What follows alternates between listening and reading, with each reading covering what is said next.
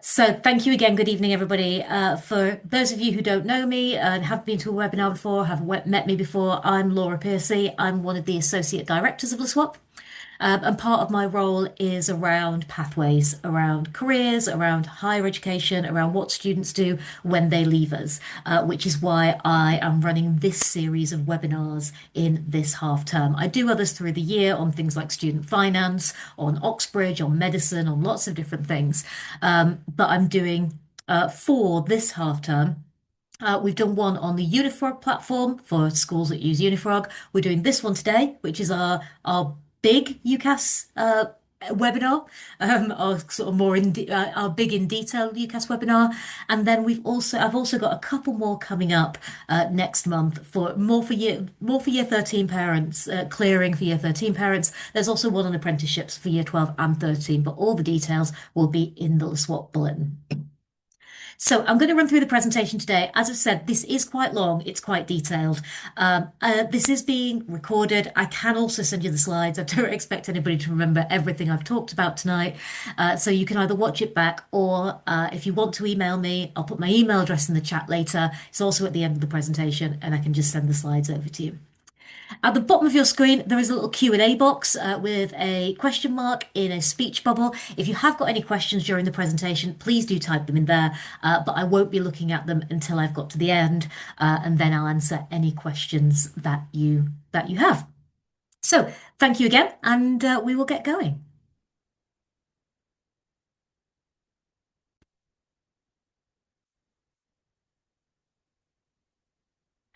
Fantastic. So I am going to start from the very, very beginning. So this goes through UCAS from what UCAS is all the way through. And at parts during this presentation, I'm also going to come out of the presentation and I will show you a live UCAS application so you can see what it actually looks like when your young people are going to log in. First thing I want to flag up before we go any further is just a date for everybody's diary, which is the Swap Futures Day on Monday, the 30th of June. This is really the key point of information for UCAS plus apprenticeships this half term. Part of the day will be working on UCAS and apprenticeship applications, and then part of the day will be signing up to and attending one of a huge range of talks and workshops we've got on from employers, unis, apprenticeship providers. You can see some of them on the screen there. Please ensure that your child attends tutorial, Monday Period 3 tutorial on, well, they should go every week, but on the 23rd of June, because that is when they're going to get to sign up for their preferred sessions.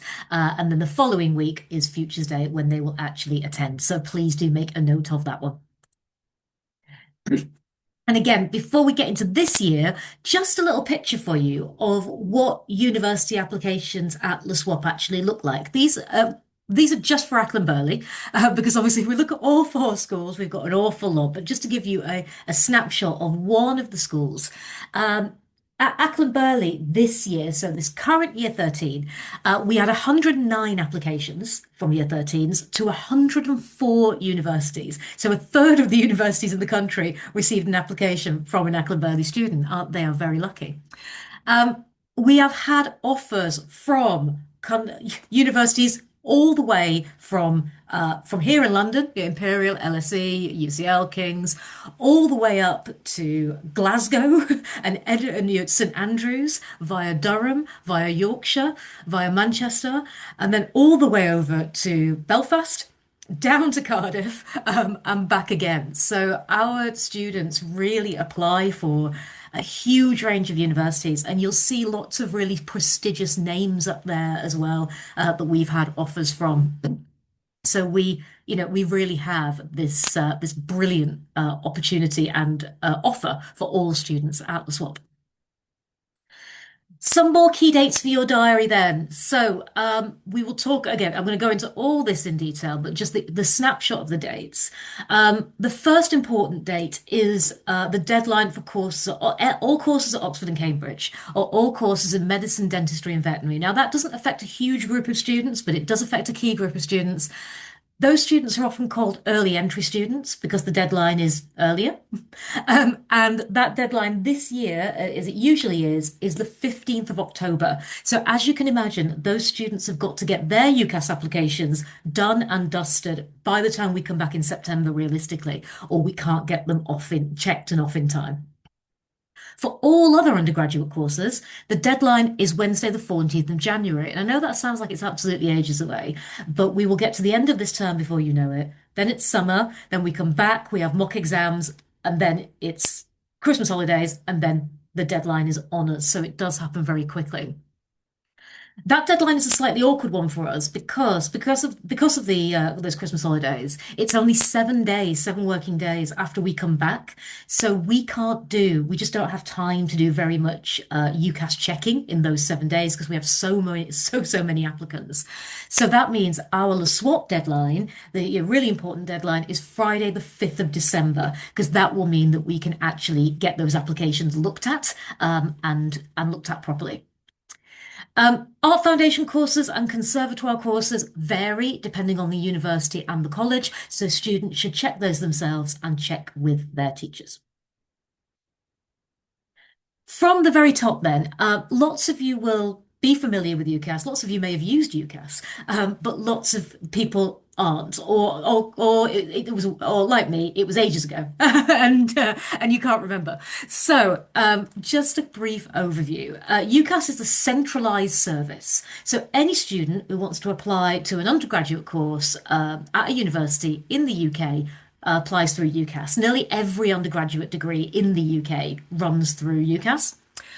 They essentially run the university application system. And they have a couple of functions online. They have an apply function, which is the application form.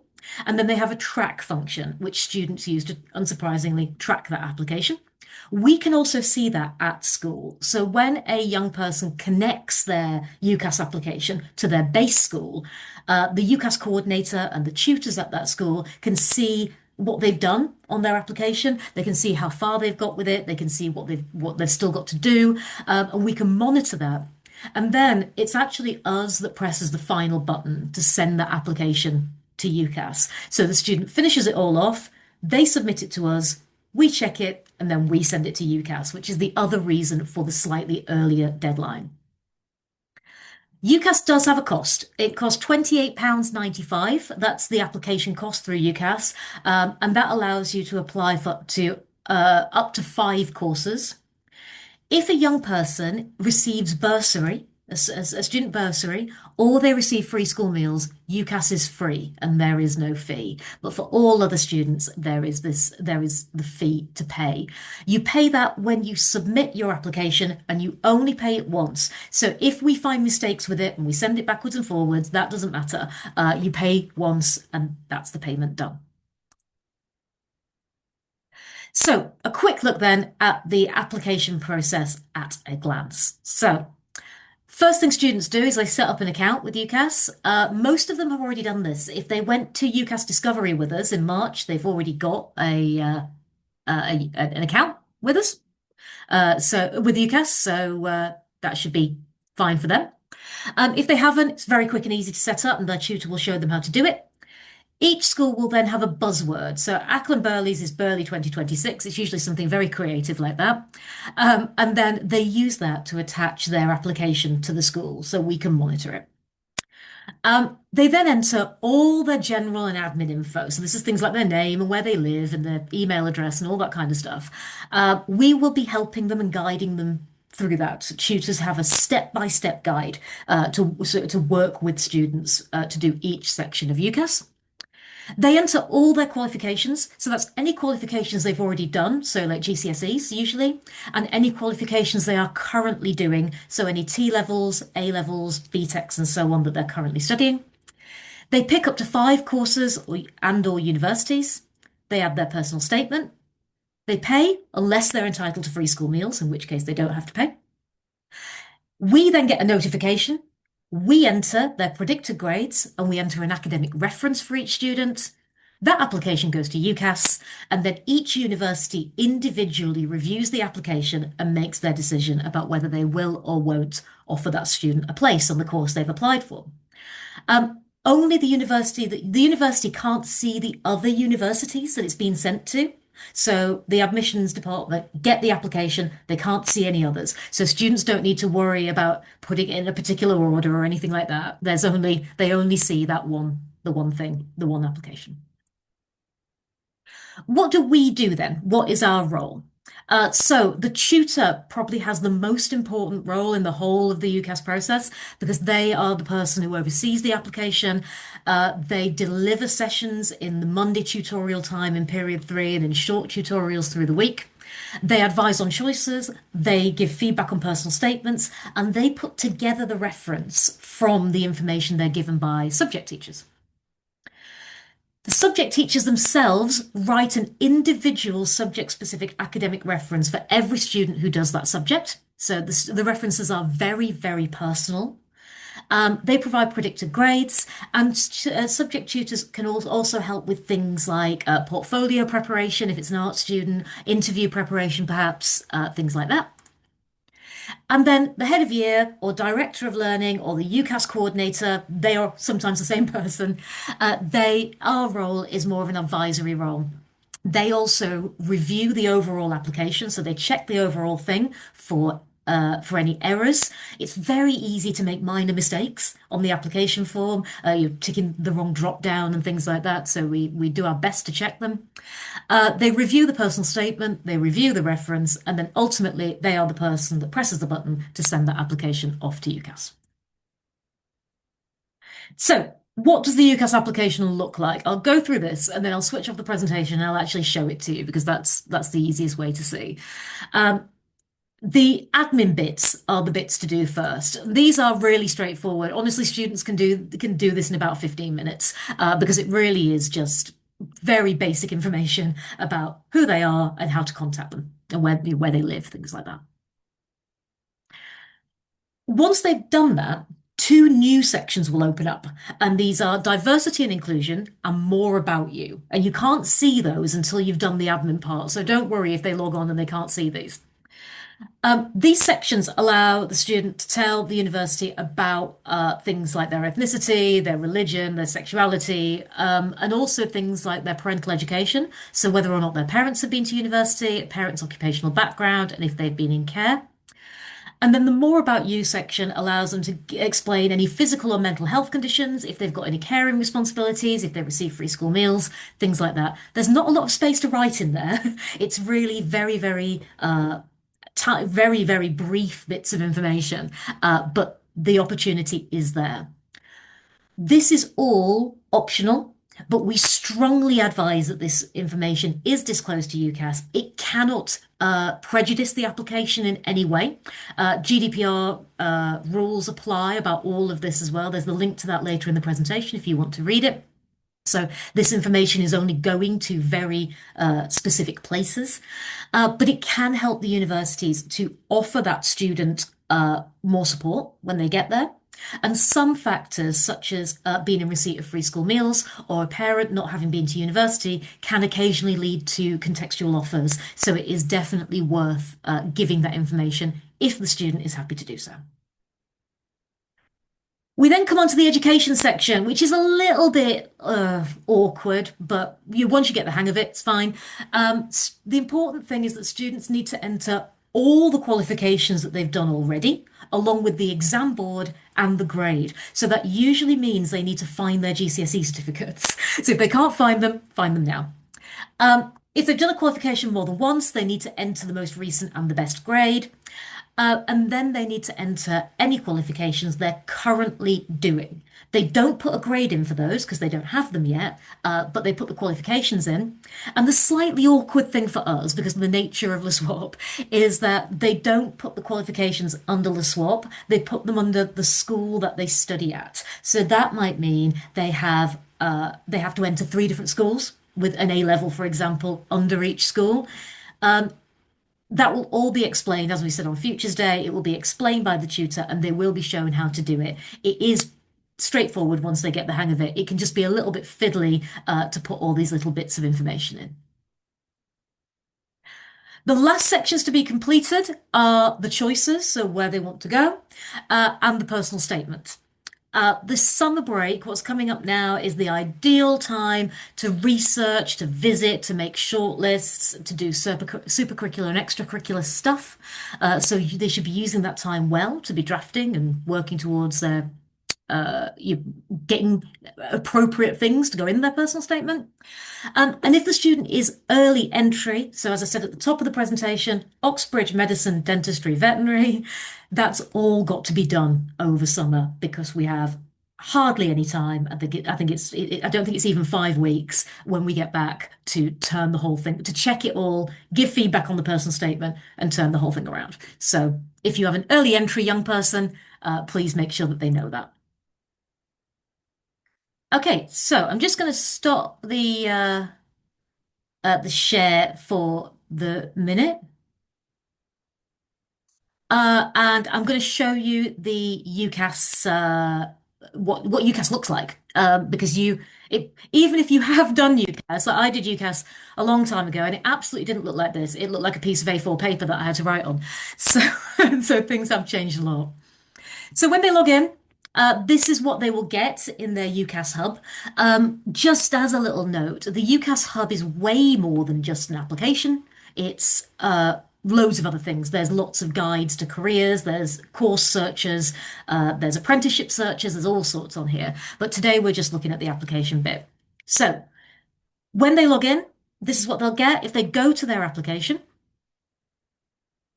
here we go.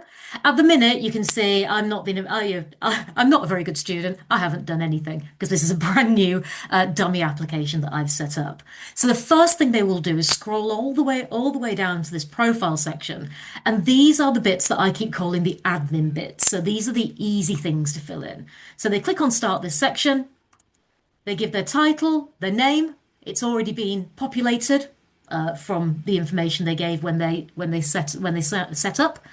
Any previous names? Obviously, UCAS is used by people.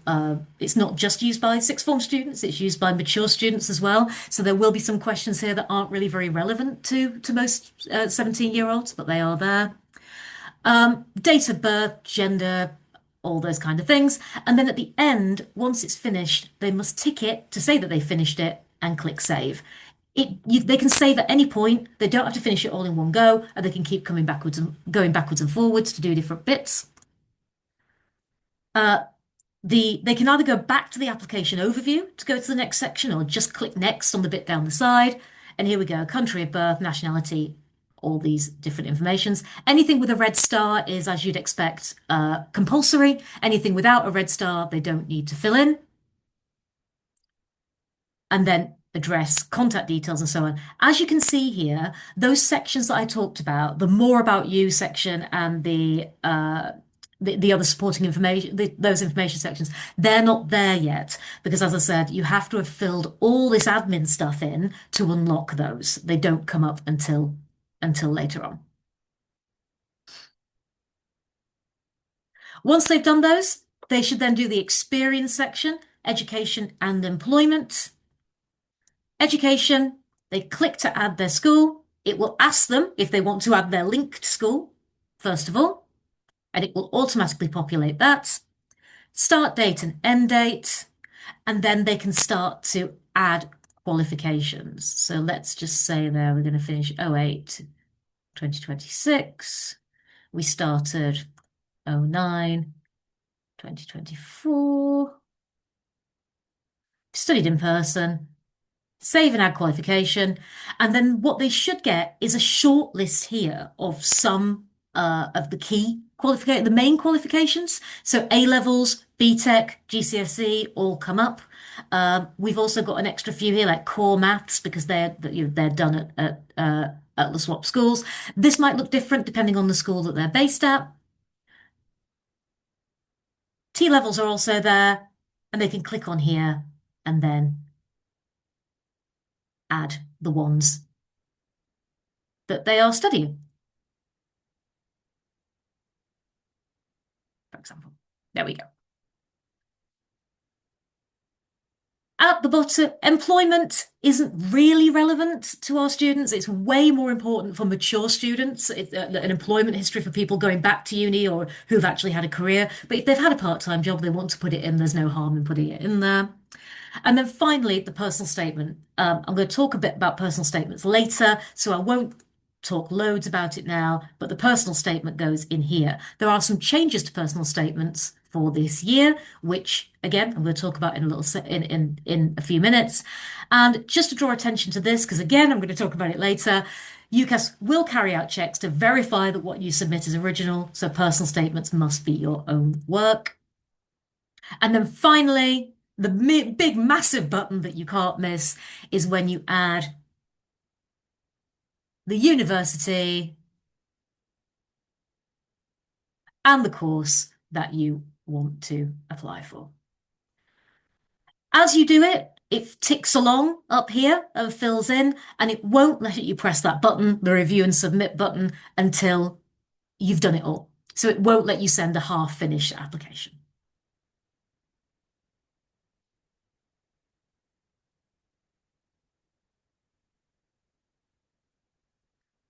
Right. What I may do is just see if there are any questions I can answer right now that are about the first few bits, and then we will carry on. Um,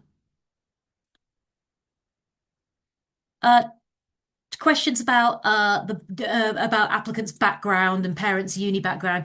It's important. The universities ask that because they're trying to build a picture of the demographic picture of the students that are coming to them. So they're seeing what the student's background is, things like that. But you don't have to answer those questions. It's not compulsory. So it's up to you if you don't want to give that information. Um, and just a question about references and predicted grades. All students will see their predicted grades and they can ask to see their references. Yes, absolutely. So let's carry on.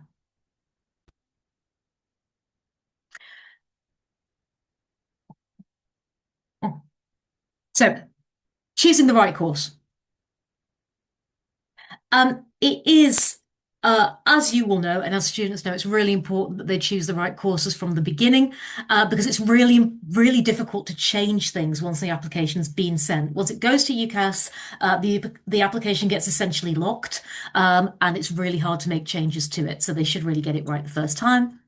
They will be given plenty of guidance in Monday tutorials about how to choose courses, but there are some things here that they should be looking at. So obviously the most important thing is the content of the course itself, but it really is important to also think about whereabouts the university is, how easy it is to get to, if it's accessible, if they like the location, if they enjoy whether it's a campus or a city university, things like that.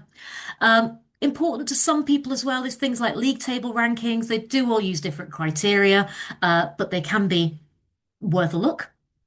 Um, Check by subject as well as by university because they can be quite different. UCAS itself has a brilliant search tool, as does Unifrog and Grofar as well. So all students have access to search tools to look for courses. The best thing to do is to visit the university if they're able to. Campuses are offering open days. Most open days run between June and the end of October, beginning of November, so they are happening now. Open days don't happen all year. So if you miss them, then sometimes the university will let you go and visit, but it will depend university by university. Once a student has narrowed down their choices, then they should look really carefully at the entry requirements because that is also the most important thing, or one of the most important things when they're choosing a subject. If they need to be realistic about their grades. If they are looking at courses at, Cambridge, King's, UCL, Imperial, and they all need three A's or two A's and an A star, then they need to think carefully about whether they're going to get that. And if not, think about not applying or certainly balancing their applications so they don't waste those course choices. Think about where they want to live. Think about the content of the course itself. One history degree is very different to another history degree. And It's also worth looking at how the course is assessed. If they're not great at exams, don't choose a university that has, five 3-hour exams at the end of the year. Look at a university that has more continual assessments. Again, you'll find all that information on the course page of the website.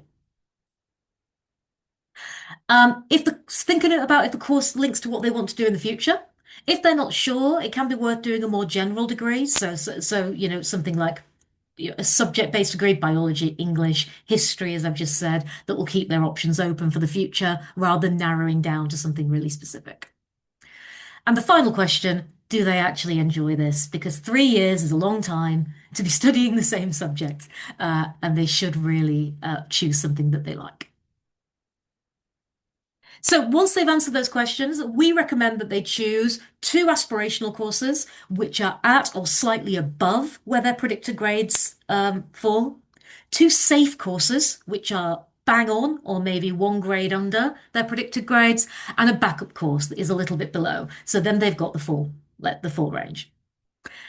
They can choose more than one course at the same uni if they love it. So if they go and visit Edinburgh and they fall in love with it, they can apply for history, history and English, history of art, all at the same uni. That's fine.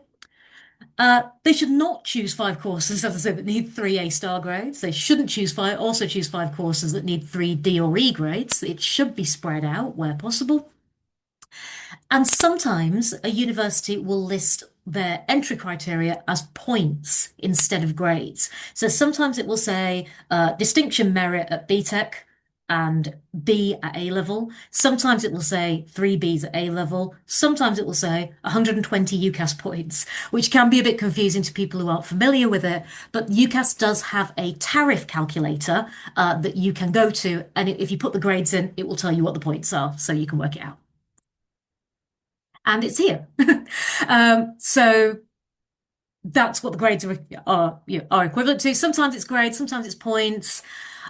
You may have heard, and some people are familiar with the fact that some other types of qualifications do carry UCAS points. So technically, you can get UCAS points for music grades, but universities are generally not interested in them. They will usually say they want 120 points from three A levels or equivalent qualifications, something like that, to stop people going and kind of doing 14 different ASs or, loads of different small qualifications and bundling them together. They want them to come from level 3 qualifications. So they will usually say so.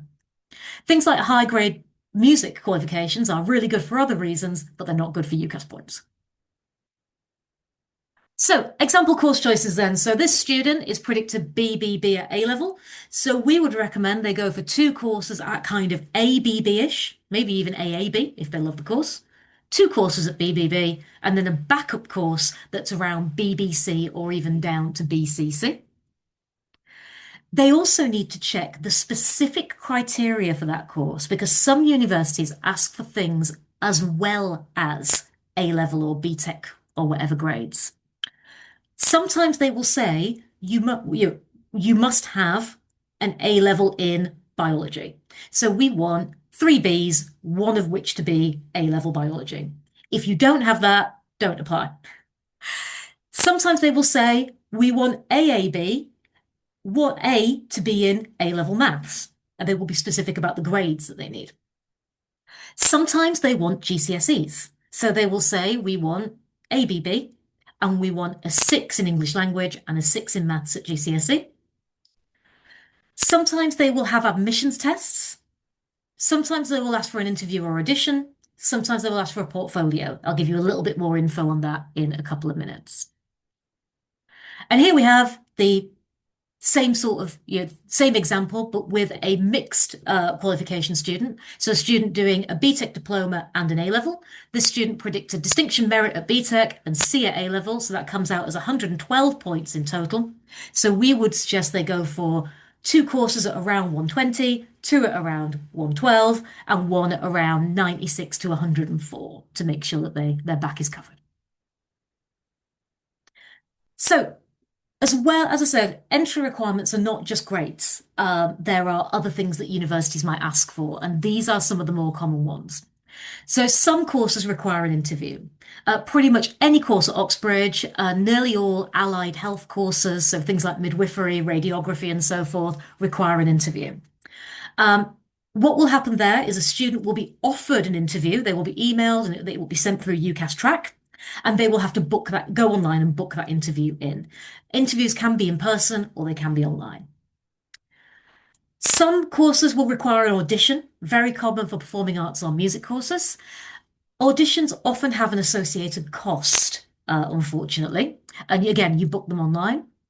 There are always free or cheap slots available, but they do go quite quickly. So if your young person is applying for courses that need auditions, we do recommend they apply earlier in the cycle so they have the best choice of audition slots.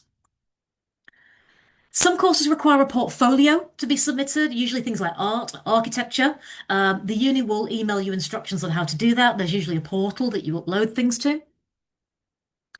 And some courses need an assessment. So law degrees, a lot of law degrees need an assessment called an LNAT. Medicine needs an assessment called a UCAT. Those are not booked via the school or by the school. They must be booked by the individual student online at a test centre.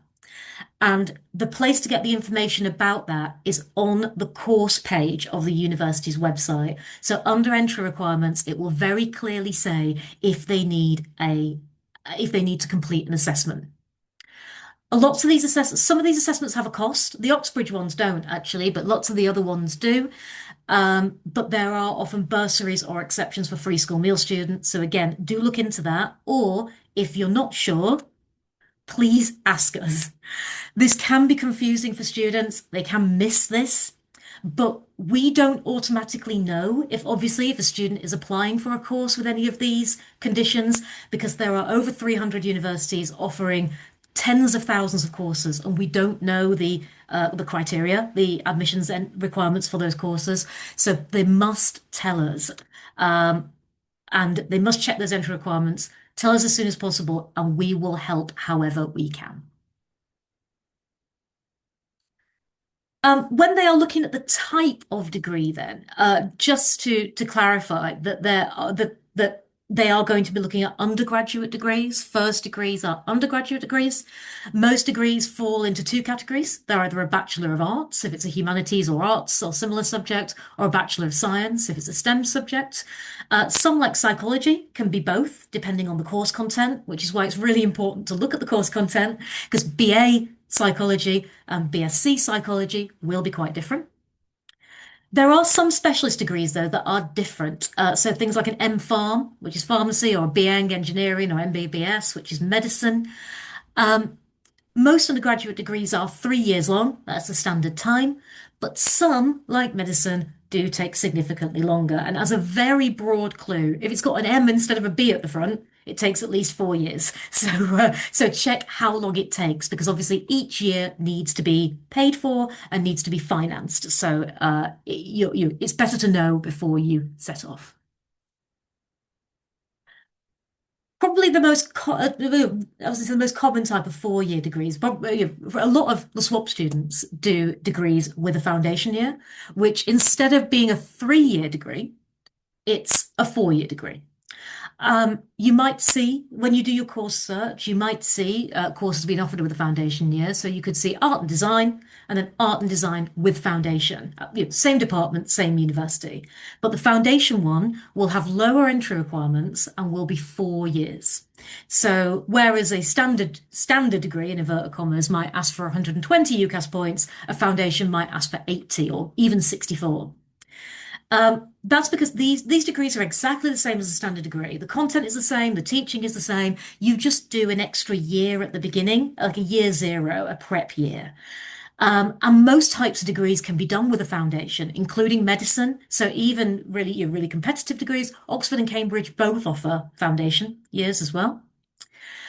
They are brilliant for students who don't meet the standard entry requirements for some reason. So maybe their grades aren't quite strong enough to get into the university that they want to go to, in which case it can be worth looking at a foundation. Or sometimes if they're sort of pivoting a bit and they've been doing mainly you know, humanities subjects at A level and they are thinking of doing something more like business, for example, then sometimes you can do a degree of foundation, and that extra year like fills in the gaps and means that you can jump over a little bit into a slightly different thing. But as I said, the degree is identical to a standard degree. There's nothing anywhere that says that you took a foundation year. No one knows. But the downside is, of course, that you've got to pay for it. So it is an extra year of finance, an extra year of funding, but that can really be worth it for students to get to do the thing that they really want to do.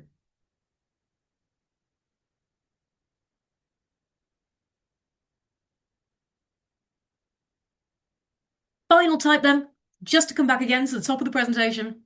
Early entry courses. If your child is applying for an early entry course, remember Oxford, Cambridge, medicine, dentistry, veterinary, their base school should know.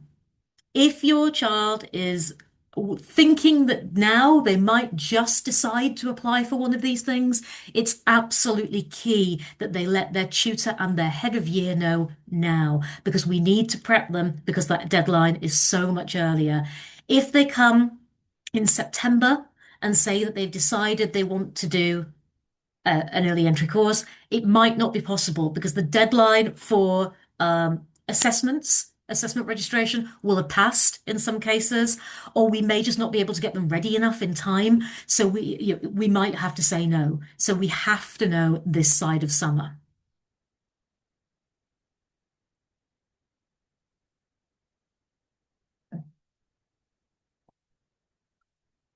Okay, moving on to the next section of the application, which is personal statements.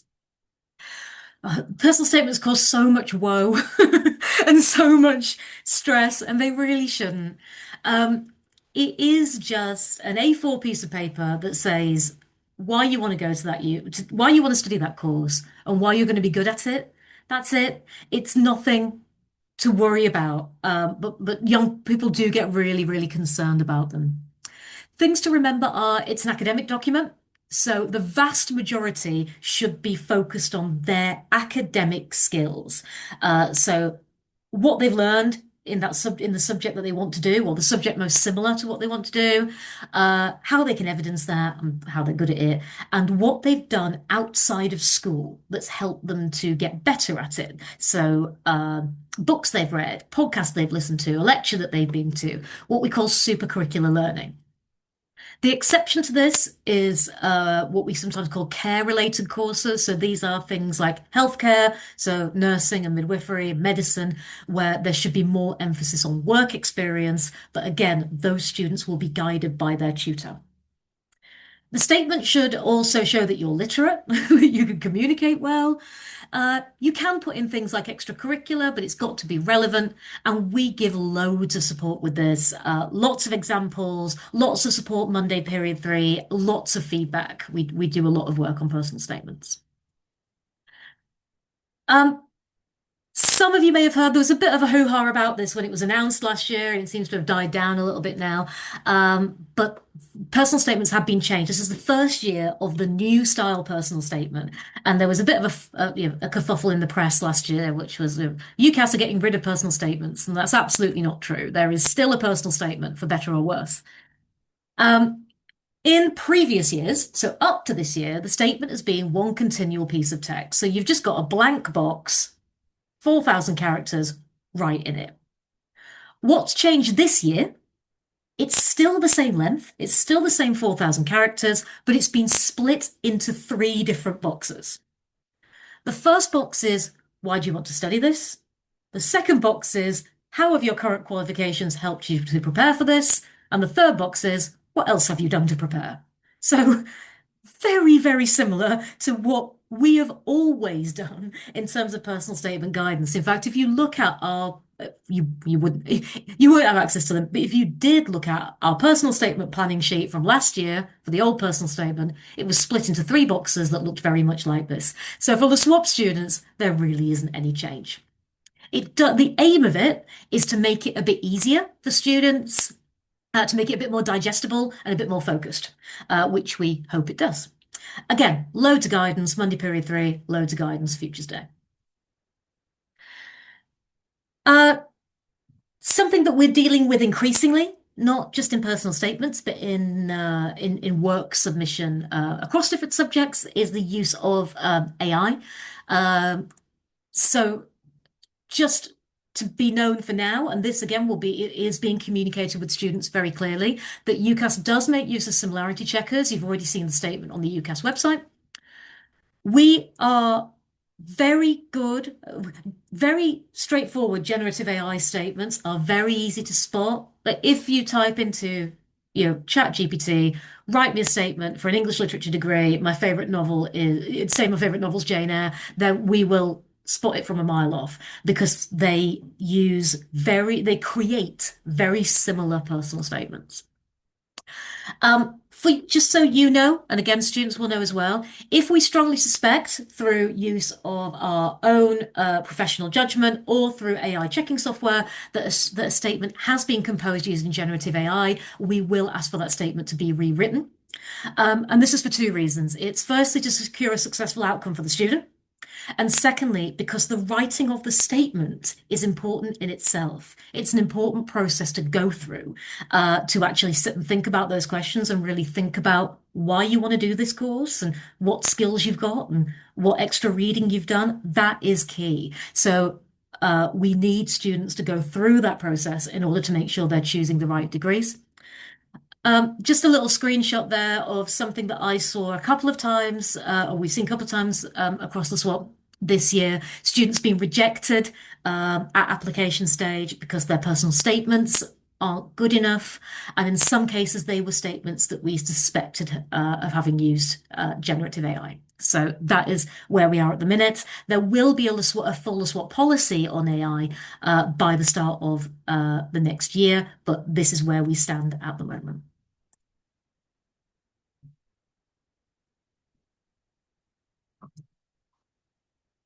I did see very quickly there were a few questions about references in the Q&A, so I hope this does answer some of them about the reference and how it's put together. So it's subject specific, written by the teacher, and then what the tutor does is they gather all that subject specific information together and they turn it into a full reference. The reference also includes general information about the school, which is compulsory. We have to include that. That's things like how many students we've got and where we are, and just very general information about the swap. There's also a section on extenuating circumstances, which I'll come back to. The reference includes the predicted grades. These are based on work done all the way through Year 12, the Year 12 HSE, the Year 13 mock, which is at the end of September, beginning of October, and potential to improve. So predicted grades aren't based on one assessment. They are a holistic grade based on how that teacher thinks their professional judgment of how well that student can do at the end of Year 13. We do set them, we are optimistic in predicted grades, but we will not fabricate them. So they have to be, they are professional judgments made by the teacher. The sixth form team, so the head of year or the director will not change, cannot change predicted grades set by a subject teacher. So we can't and won't intervene in those predicted grades because we don't teach that subject and we don't teach the student. And on our website, you can find our full predicted grades policy. So extenuating circumstances is kind of the mirror to the more about you section in the application. So in the application where the student has the opportunity to tell us about any disabilities, health challenges, home situations, things like that, we can also mirror that in the reference. So there's a section of the reference where we are encouraged to let UCAS know about anything that's affected the student that has disrupted their education in an unusual or extreme way. So this doesn't include things like, sort of having a cold and being off for a few days. And it doesn't include anything to do with COVID. But this is things like mental and physical health challenges, an extended absence from school that's been an unusually long time, any responsibilities that young person has that are unusual, so such as caring for a family member, things like unstable housing or other social difficulties like that, any unusual circumstances basically that might have impacted that student's education. We strongly encourage students to let us know about these. Sometimes we do know, sometimes we don't. We won't include anything without talking to the student. There is a form for the student to complete if they want to give us this information. Um, and these extenuating circumstances are to allow the university to support the student. So it might allow them for example, put software in place, voice recognition software for a student who is dyslexic, or it might be things like extra time in exams or other access arrangements in exams. It cannot negatively impact an application. It can only support it. And as I said, there is the link there to read all about that in full if you wish to. And if a student is unsure about whether they want to disclose or what they want to disclose or anything like that, then please encourage them to talk to their tutor or their head of year. But we won't put anything in there that we're not given sort of explicit permission to put in there.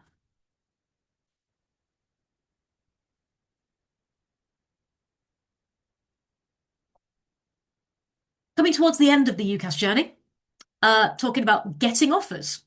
So if you remember at the top of the presentation, we had that sort of timeline of when things happen. So this is after the deadlines have been, so the October and the January deadlines. The universities have a little bit of time to mull things over, and then they have to make their offers. So unis choose their students in a few different ways. It's usually a combination of these things. So predicted grades are the most important factor. Then they have the personal statement, they have their own assessments, they have interviews, and they have also have like I should have put the reference on there as well. Sorry. They also use the reference. That's what it's for. Um, how they select students can really vary, even within the same university. Popular courses tend to have higher entry requirements. And I've already said this, but really competitive courses and vocational courses expect to be interviewed. Courses that involve any kind of performance expect to audition. All quite obvious. And that there are some extra assessments for students, pre-assessments for some courses as well.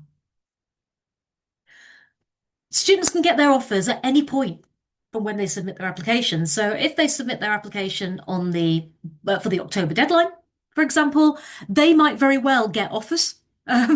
They don't, universities don't have to wait until after the January deadline to start making offers. They can make them whenever. So early applications often equal early offers because most universities, if they don't have the early entry deadline, most of them aren't busy. They're busy doing other things. But our admissions tutors aren't as busy in November and December because they don't have as many applications. So you can get an earlier offer.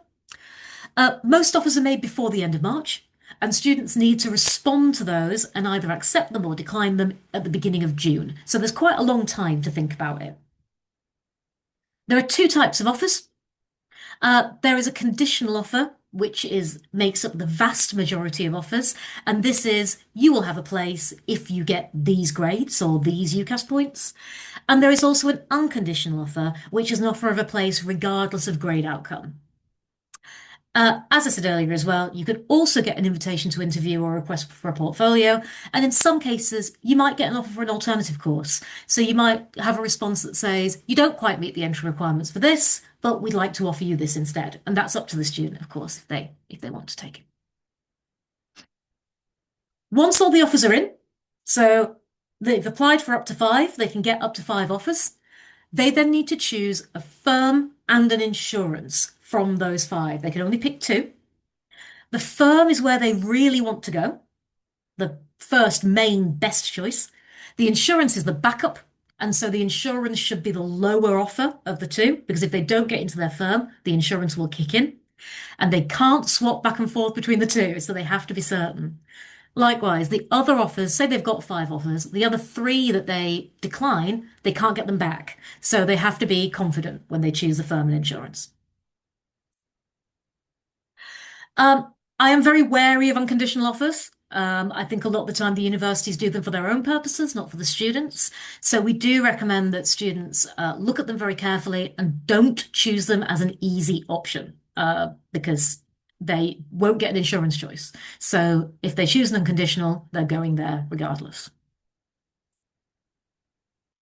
If a student gets no offers or turns them all down, so they change their mind about what they want to do, they can use a service called UCAS Extra to make another choice for free. If they don't get any offers, or if they accept their offers but then don't meet the entry requirements when they get their results, they will go into clearing. Clearing is just a list of all the courses available through UCAS that are not full. And sometimes students actually use clearing to trade up to a better course or a different course if they do better than expected. And clearing opens in July. So if in July a student decides that they don't like their offers or they've changed their mind, they can start looking at clearing. I'm not going to talk a lot about this. So we're now into like the extra bits before the end, just little bits and bobs. I'm not going to talk a lot about paying for university because I do a full webinar on student finance in usually in March, so March 2026 it will be. Um, just a note at this stage is that fees and loans can be really scary, but please try not to be too worried. There isn't a lot to pay in advance. Um, Tuition fees are covered by a loan that the student doesn't see. It goes direct from to the student loans company from the DFE essentially. And then they will also can also take a maintenance loan to help pay for their accommodation and other living costs. Um, Loans are paid back through PAYE out of postgraduate wages, and the amount they pay back per month is small. So they pay back 9% of any pre-tax earnings over £25,000 a year.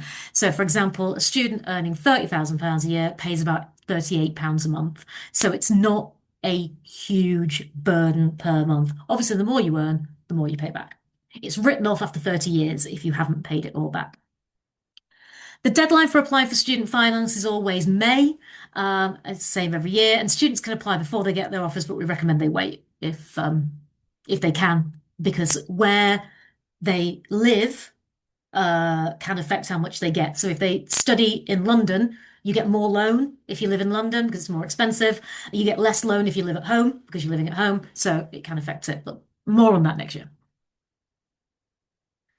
A few bullet points then about how you folks can help out. You're here, so you're helping out already, but encouraging your child to be realistic and encouraging them at the same time, walking that line. Uh, Visit unis, attend as many open days as possible. We're really lucky in London that there are loads of universities like a bus ride away. So even if the student might not want to go to that uni, it can be worth going to the open day to go and talk to somebody from a department and find out more about the subject. Read personal statements. If you're not confident reading personal statements, just encourage them to talk to teachers for help. Look at Unifrog with them, GrowFar with them, discuss courses and ideas. Encourage supercurricular learning, encourage them to, go to lectures, listen to podcasts, read books, read stuff online. There's free, amazing things everywhere. Send them to us for our support.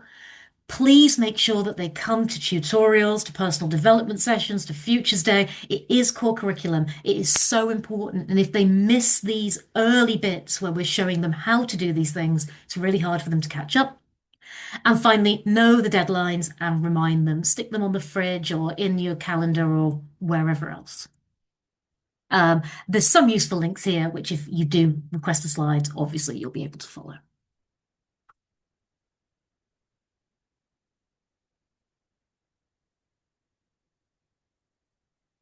So 6 minutes left of the hour before Q&A.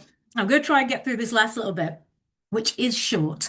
This is just really a reminder.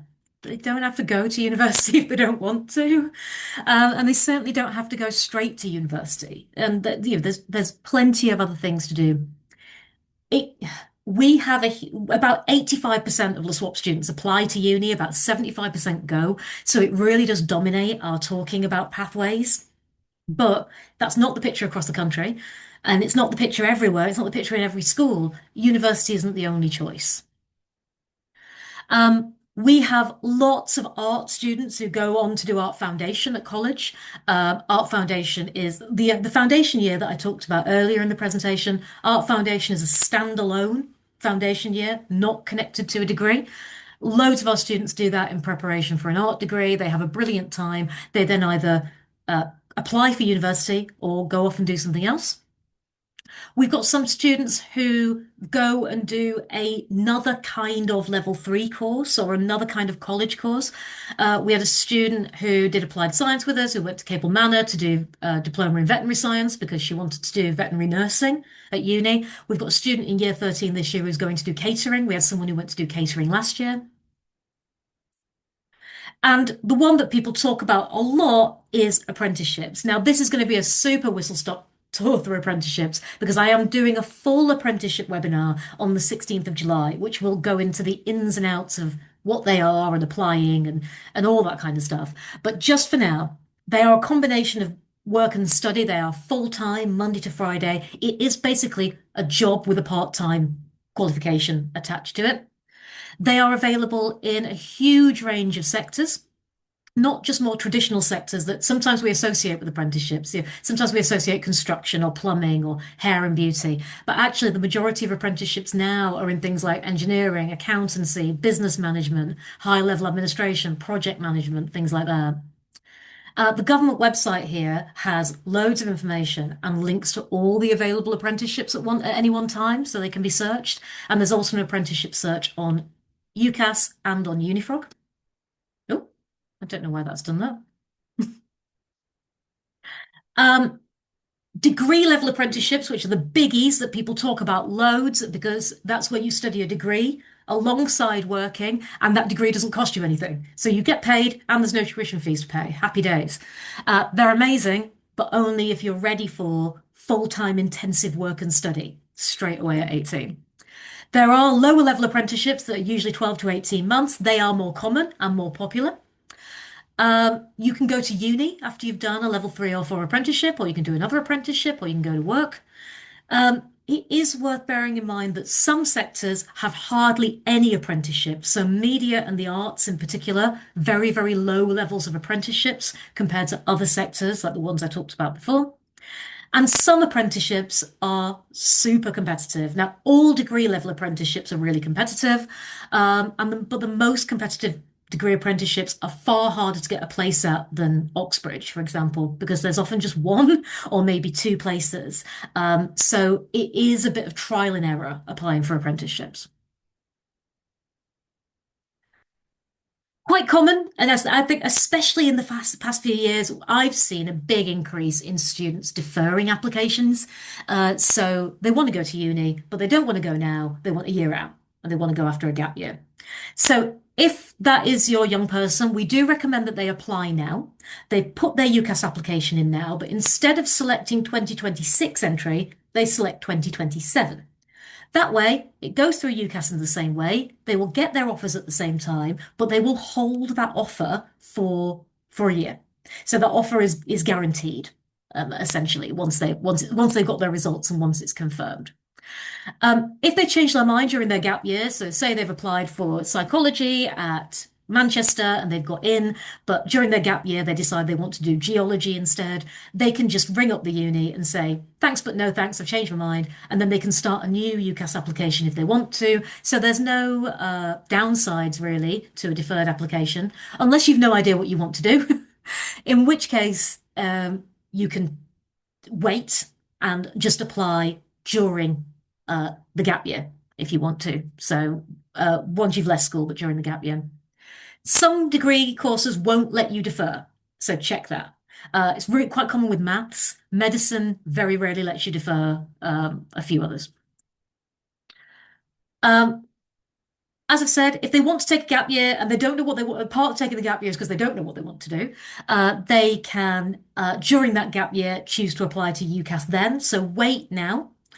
We recommend that what they do now, though, is complete a UCAS application as like a practice, a dummy, write their personal statement, but just don't submit it. So don't submit it, don't pay for it, but then keep it, and then they can just copy and paste it next year. We can still offer some support to year 14 students. So once students have left, we can still offer a reference and we can still help them with things to do with UCAS. It's obviously not as comprehensive, but we can help them. We do have guidelines for ex-student applicants around things like the date by which they have to ask us for references and things like that. So please do have a look at that. It is quite early, partly because our student deadline is the 5th of December. So we need to know quite a bit before that if ex-students also need references.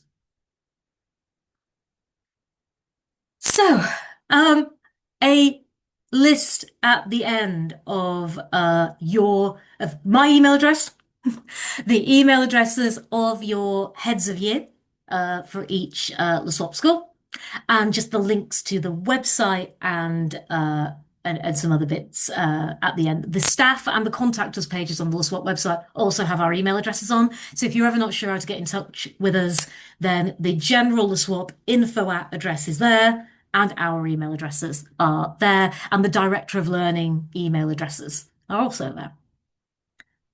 1 minute past 7. I nearly did it. Okay, I'm just gonna have a drink and then I will have a quick look at the chat and we will answer some questions in there. If you need to leave us, I completely understand. Thank you very much for joining. And I'll be back with everyone in a second to just go through the Q&A.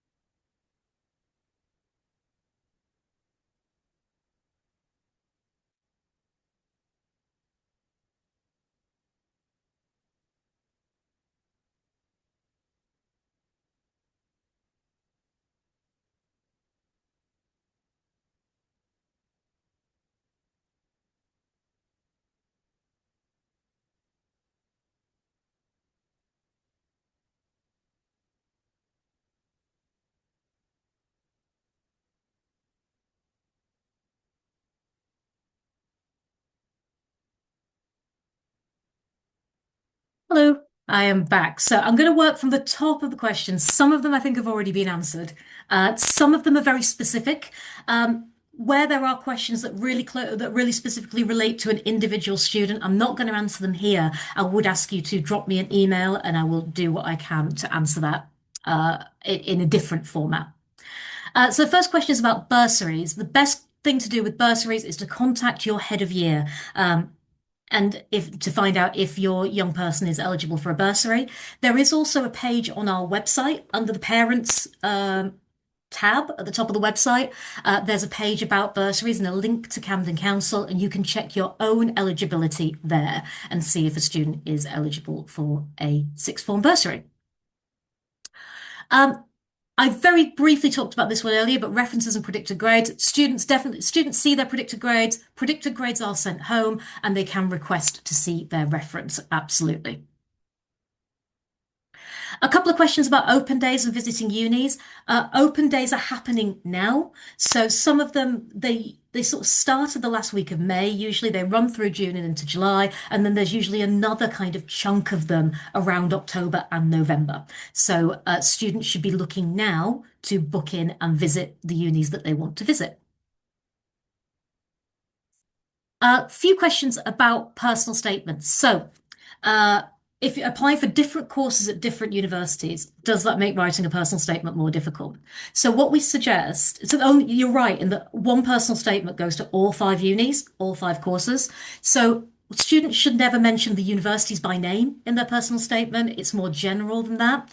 And we also recommend that students only apply for courses that are in the same course family, and they make their statement fit all of them. So, for example, a student could apply for a sociology degree at one uni and a criminology degree at another uni because they're quite similar, and you could fit the personal statement to meet both of those, but you can't apply for sociology and physics. They're far too far apart. So the students do need to decide that the courses that they're applying for should be similar. If applying to Oxbridge, do you need to submit your other courses by 15th of October? Great question. No, you don't. You only have to submit the Oxbridge, all the medicine, dentistry, veterinary choices by then, and then you can log back on and add the other ones in as long as you meet the January deadline. So no, they don't need to have decided all of their choices by October, just the early entry ones. A couple of people asking about the content of the personal statement. Students will be given all that information by their tutors in Monday period 3. There's lots of guides, lots of examples, lots of things that are coming out.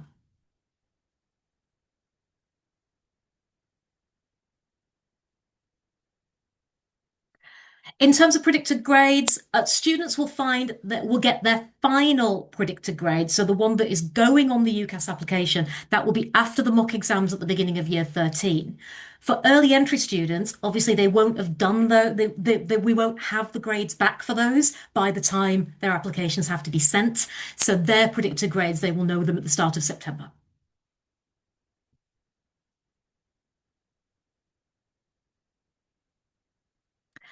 Uh, Just to clarify around personal statements again, so just again, a little bit of confusion about how many personal statements there are and how many courses there are. There is one personal statement and only one personal statement can be submitted.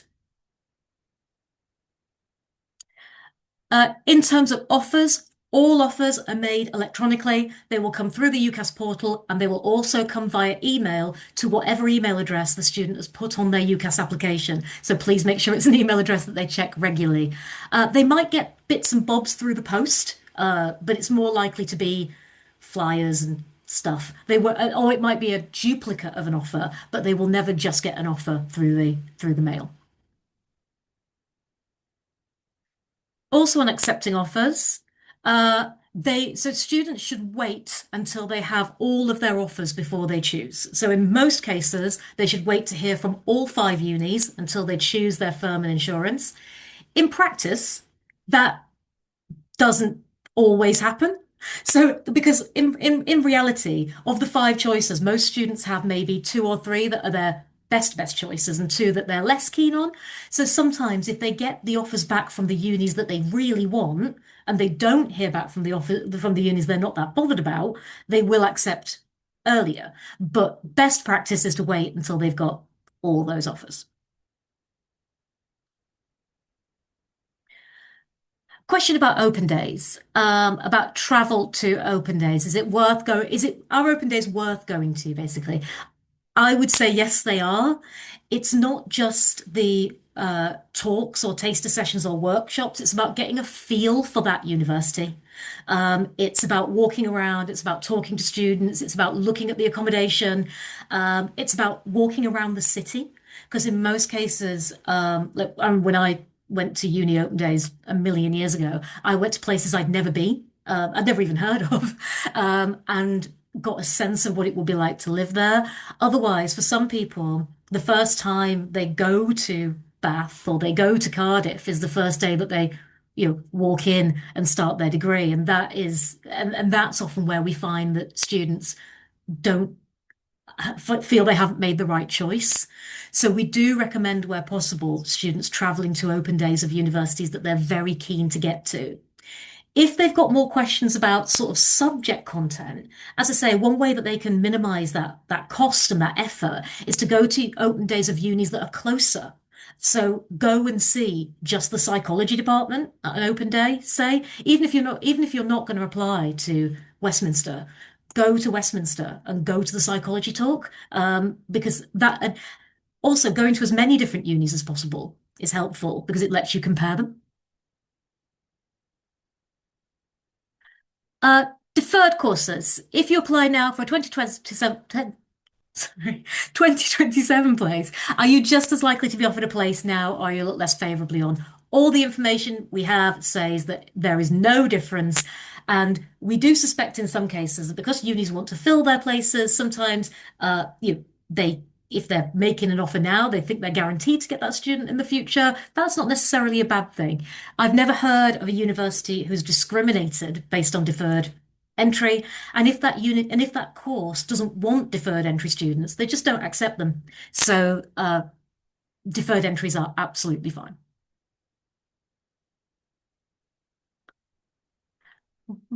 Okay, Support applying for Oxford or Cambridge. We've actually got a session running next Monday for invited students about Oxford and Cambridge. Hopefully, form tutors and heads of year have either let people know today or they'll be letting them know tomorrow or Friday.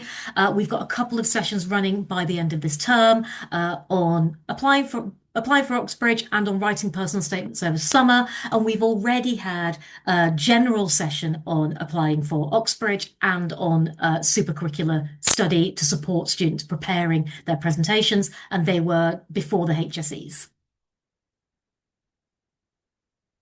If an interview is offered, is this completed before the offer is given? Yes, it is. So the offer will be made on the basis of the interview. The interview invite will usually come through email.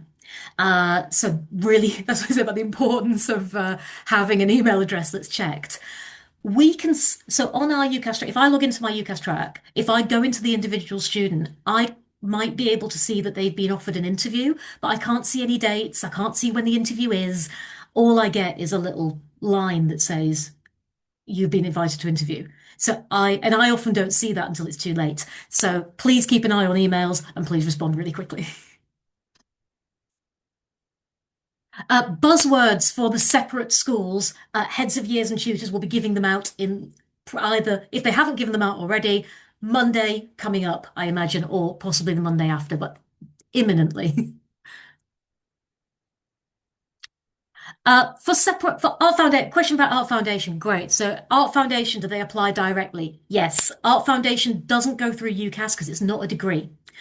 So Art Foundation applications have to go to the individual college or uni. Our art teachers are super experienced in Art Foundation applications. They know all about them, all about the portfolios. Best thing to do is for the student to speak to them directly and get some help. Oxbridge, do they do separate entrance exams anymore? Some courses have their own pre-assessments, not all. And at Cambridge, some colleges do entrance exams for some subjects, but not all. Something I'm going to be talking about on Monday in this session. The best thing to do is to look really, really carefully at the entry requirements. So if you go to the, say, Cambridge history page and you look at the entry requirements, it will give you the grades. It will say what the assessment is and which colleges require it. They are coming more and more in line now, so there's more similarity between the application process, but there are still a few little differences between colleges. Again, some colleges do their interviews online, some of them do them in person. There are small differences between them. Uh, Interviews. So to continue with interviews, when are interviews? Um, they can be from very soon after you apply, and they can run all the way up into March, April time.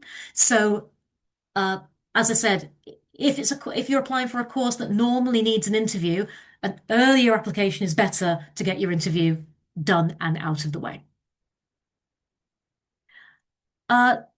Mocks, year 13 mocks. Can year 13 mocks be retaken?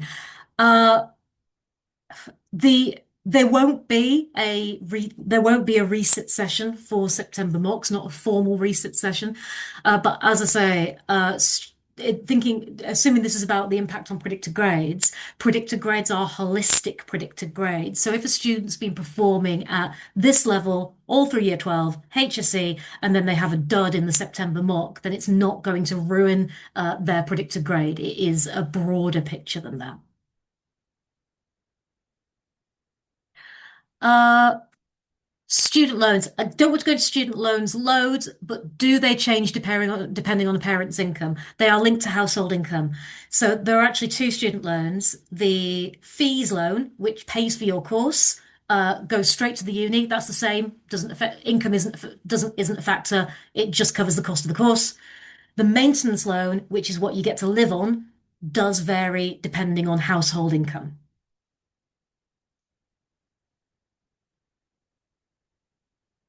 So I'm just reading this one. Again, on predicted grades again. So how do we work it out? We we look, as I said, we look at performance all the way through year 12, those different assessment points through year 12, we look at those. We look at any coursework they've started or they might be starting at the beginning of year 13. We look at HSE grades, we look at the year 13 mocks, and the teacher essentially brings all that together using their professional judgment, thinking about also what they know about the rest of the content in year 13. So, for example, if a student has, been working at a C grade all the way through 12 HSE, and they've done a piece of work that's a B, but they've been a C so far, and that teacher knows that the rest of the content in year 13 is even harder, they will be more likely to predict that student a C because that is the grade that's based on the work that they have done. That's the grade that they are most likely to get. But it absolutely varies subject by subject. It depends on how many exams there are, how much non-examined assessment is. It really varies subject by subject. Okay, I'm just going to check and see if I've missed anything. I think that's I think that's everything.